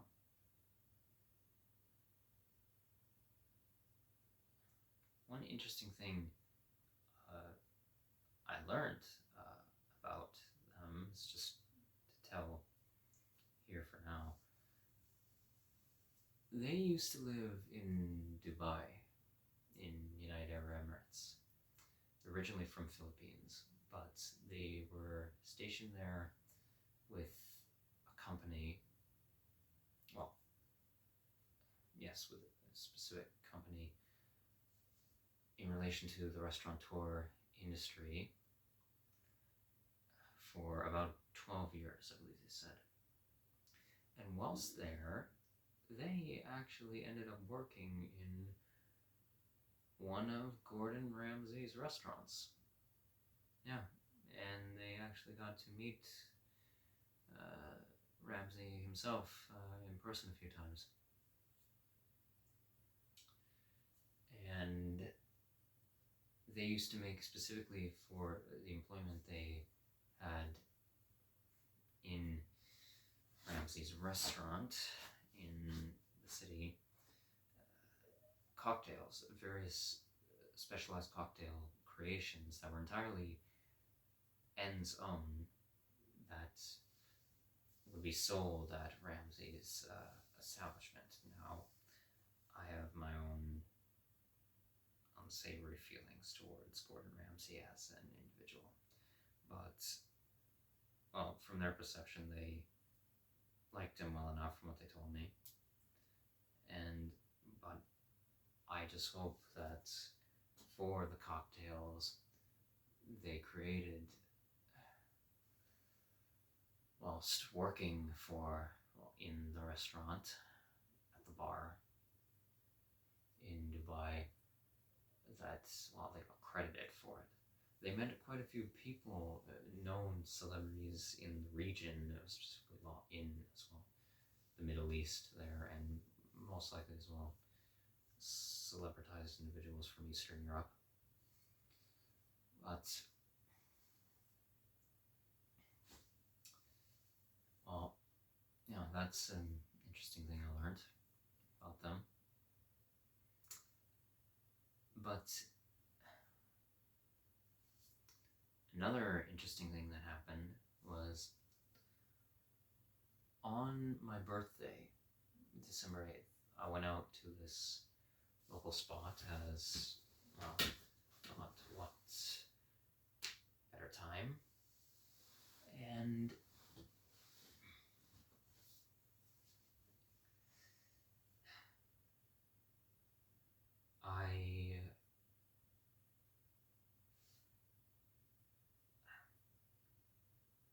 I ended up staying the night there, and I didn't even, I'd been speaking the whole time to N, and I didn't even reveal that it was my 21st birthday until, well, later, way later in the night, and they're like, hey, why didn't you tell me? Why didn't you say anything before?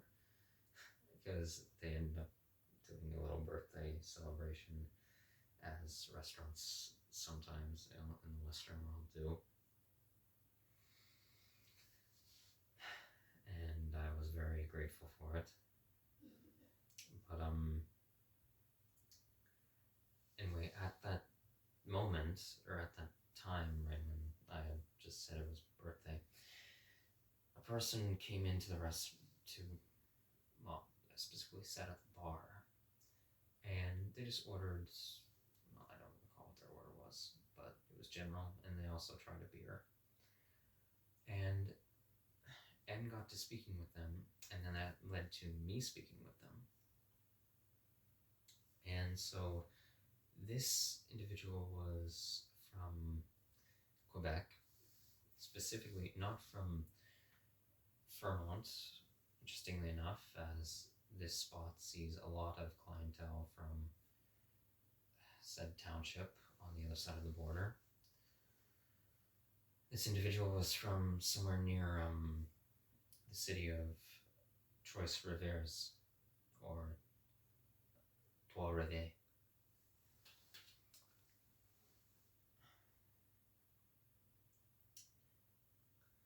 And they were here on call out from the company they worked for on one of the mine sites, and me and them got to talking about worldly corruption, and they were very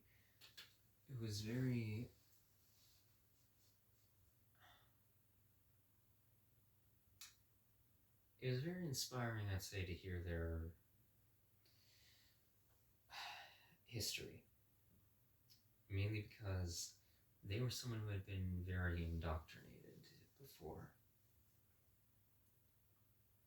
to a lot of just general societal ongoings.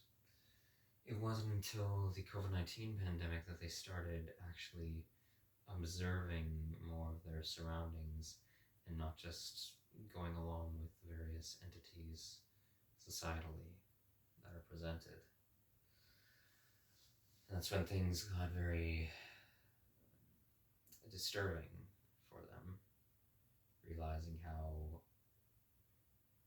automated and controlled we are under mass economic and governmental authoritarianism and mass, well, in other realms, mass oppression, but particularly in class structure.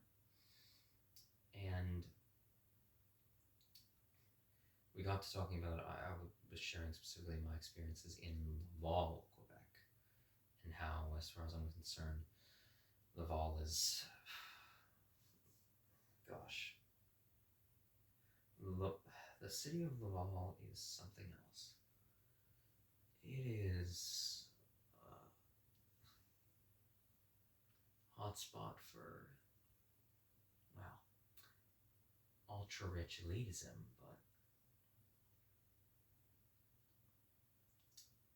in that, well, it's the business capital of Quebec, so not surprising there for its mass manufacturing plants overseen by the city hierarchs.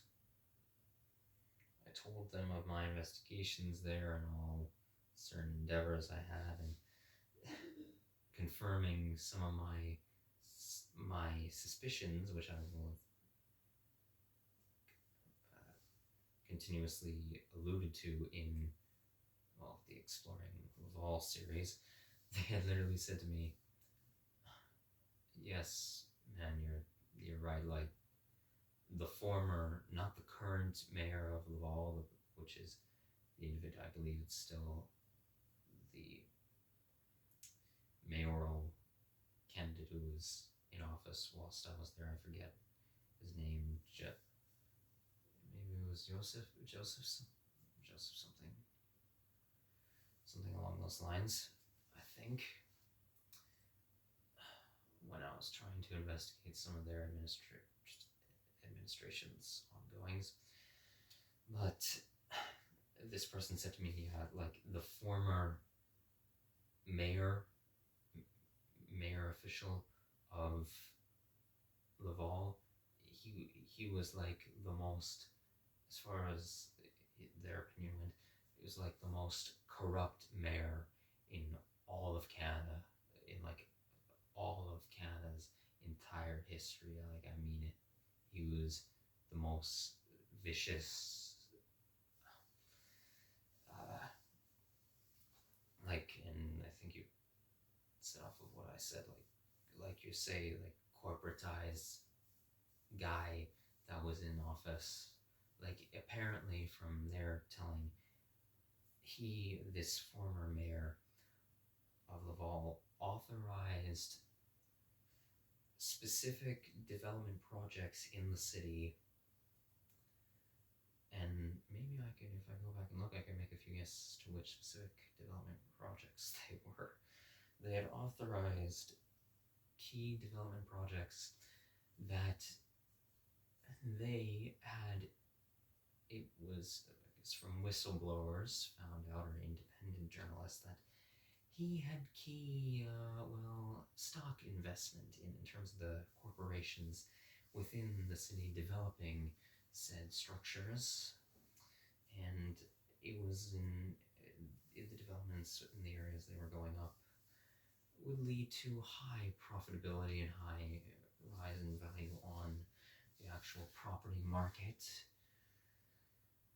And his corporate affiliates could spin it, obviously, for that, as elites do. So, yeah, that was very reassuring to hear that I'm not completely diluted and out of it when I'm observing the areas that, well, I do. So, is that.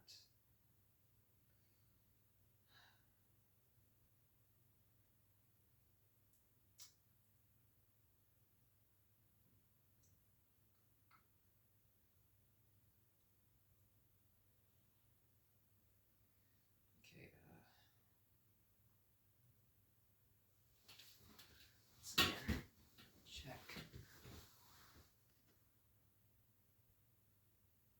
Oh, wow. Yeah, it's late.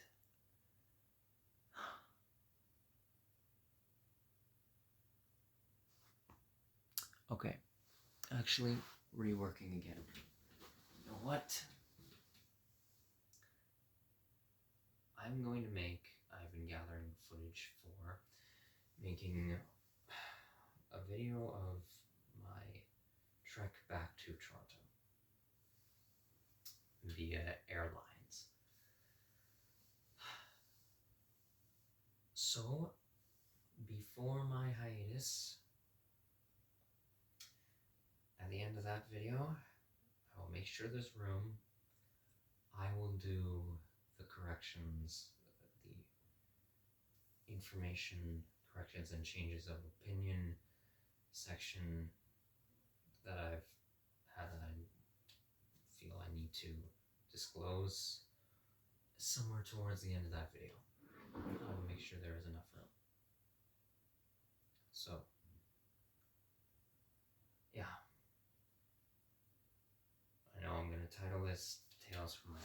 titles so far too, but I guess in some ways could just be considered a just the continuation of, well,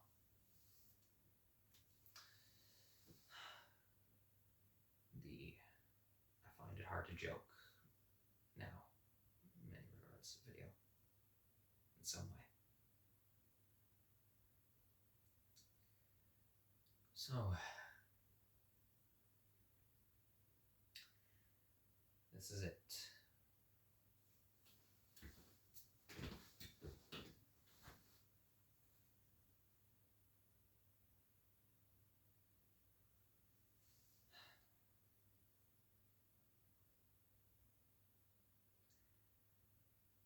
The end of this 2.5-year long endeavor.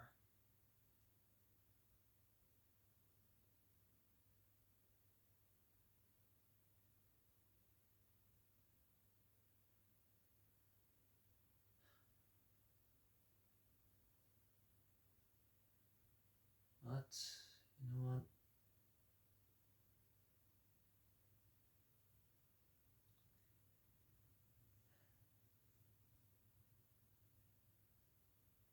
It was all worth it. All of it.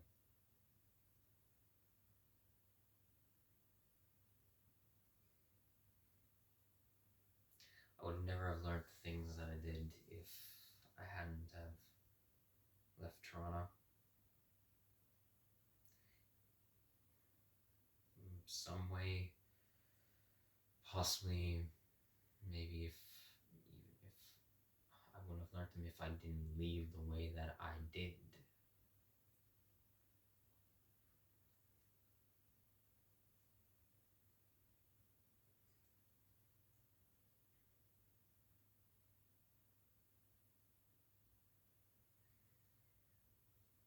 So, I'm looking forward now to this new chapter in my life.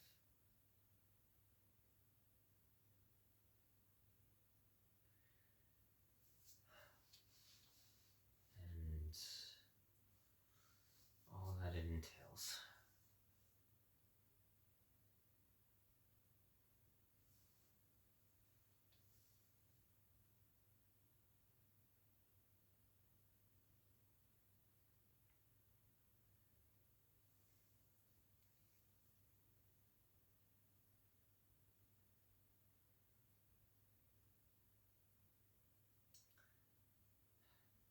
Like I said in a previous video recently, there will be a time that a damn slice of cake and, well, my second channel and that third channel for that comedy series that I do want to do at some point, try to at least. There will be a time when it all comes to an end, when I retire from all this, from content creation on here, and there will also come a time where I retire from, at the very least, the way I've gone about making my pornographic content on my other channels.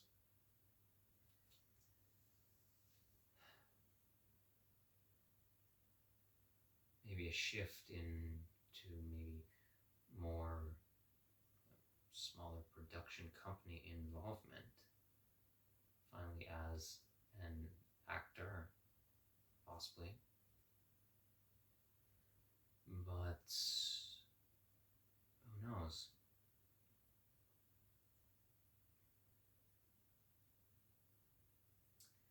But like, I know I wanted to say more, I wanted to do more, especially being on this whole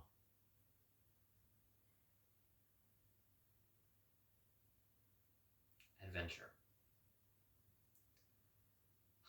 But I have done enough, as Now,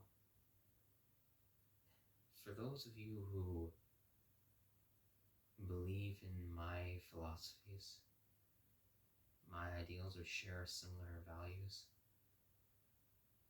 we share similar psychological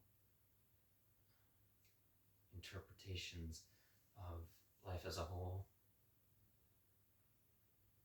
and you admire what I do, then now it's your turn to do something similar. It is your responsibility to relate what I do to your life and how you can possibly go about doing said things that you want to in abstaining from the horrors of modern Earth. You're going to have to find your way of doing so. Because I'm still doing said abstinence. I'm still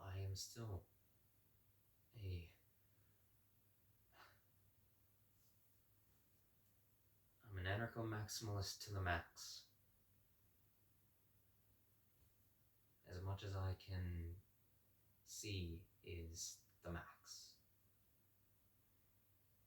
And I'm an ethical situationalist to the nth degree.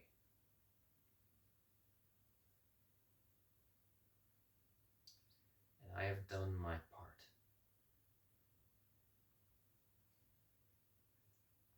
to change the world and change myself. That's all I can do. And accept myself.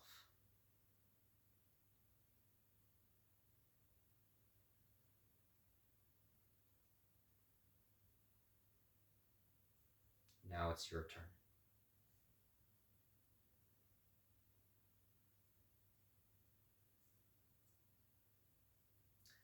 I'm looking forward to delving into the cesspool of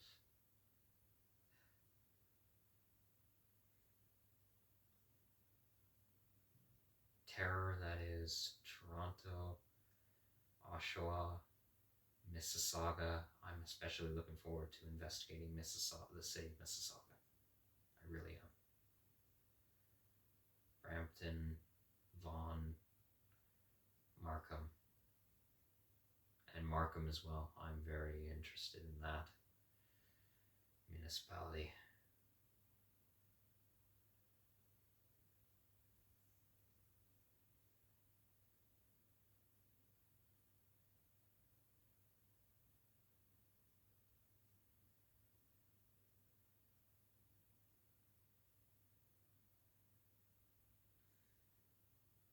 So,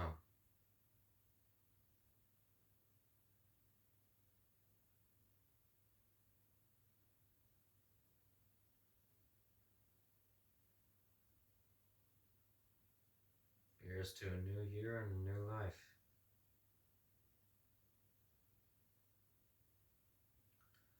Oh, and I feel very, very old now because as of in 2 days, anyone of Gen Z, brace yourself for this. In 2 days, 2015 was 10 years ago. A whole decade ago. 2013 was 12 years ago.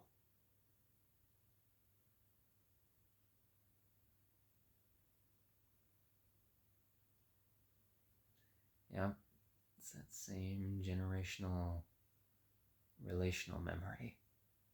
It feels odd to say, as it does for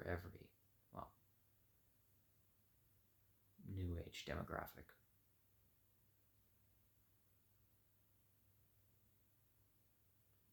All right.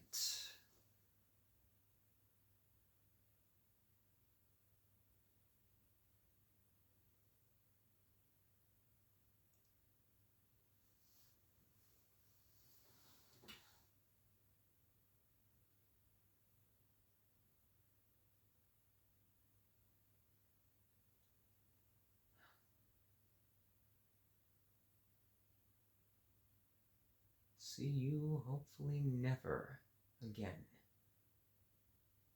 Labrador City. There are people I will miss here, but I really hope to meet them somewhere else, outside of your borders.